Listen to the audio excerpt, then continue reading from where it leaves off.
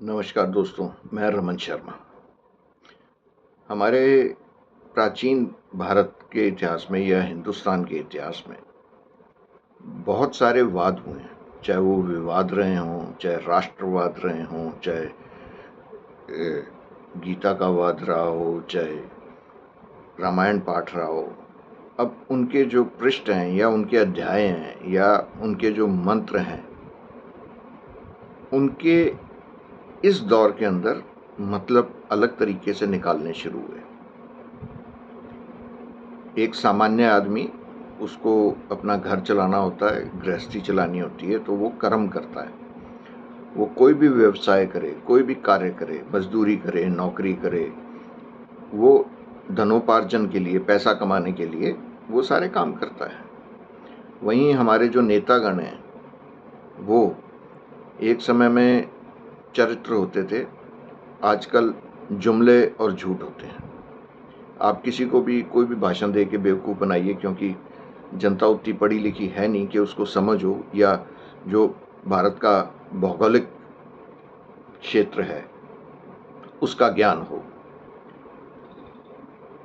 Indus treaty, water treaty जो है, उसको मोदी जी ने भंग कर दिया है, निरस्त कर दिया है, और अब उसका पानी नीचे से ऊपर की ओर जाएगा, ऐसा सुनने में आ रहा है। जो नदी क्षेत्र है, पहाड़ों में जो नदी क्षेत्र होता है, उसका कोर्स चेंज करना बहुत पैसा खर्च करने वाला काम होता है, बहुत समय लगता है और बहुत दूभर होता है। लेकिन अब ये कमाल होने जा रहा है। तो जब भी कमाल होगा, जैसे बुलेट ट्रेन भारत में चल पड़ी थी कई साल पहले और 100 स्मार्ट सिटी बन गए थे, वैसे ही ये भी होने जा रहा है। और एक तबका ऐसा है जो मान लेता है, जिसको कर्म से ज़्यादा धर्म के ऊपर विश्वास है, या उसको मुफ्त के भोजन या राशन के ऊपर विश्वास है, या सरकार से 6,000 रुपये वार्षिक जो मिलते हैं उसके ऊपर विश्वास है।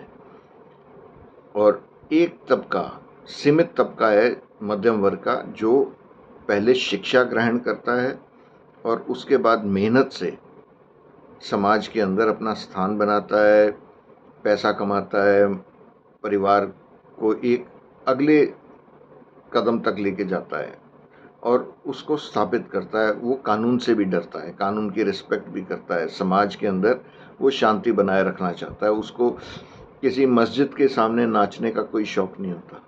ये जो नचनिए हैं, ये एक अलग प्रजाति से हैं और इनका उसी प्रजाति से नाता है। जैसे हमारे नेता लोग, उनका अपने परिवार के लिए तो नज़रिया अलग होता है, लेकिन बाकी लोगों के लिए नज़रिया अलग होता है। वो ये चाहते हैं कि जो सामान्य घर के बच्चे हैं वो धर्म के नाम पे तांडव करें, और उनके खुद के जो बच्चे हैं वो विदेशों से पढ़ के आएँ और बहुत अच्छे पद पे आसीन होकर अपनी ज़िंदगी बड़े मज़े से व्यतीत करें।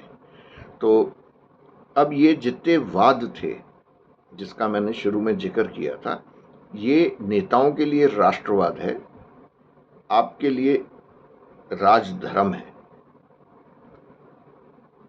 आदेश राजा का है। तो आप तय कर लीजिए आपके बच्चों को क्या करना है। नमस्कार।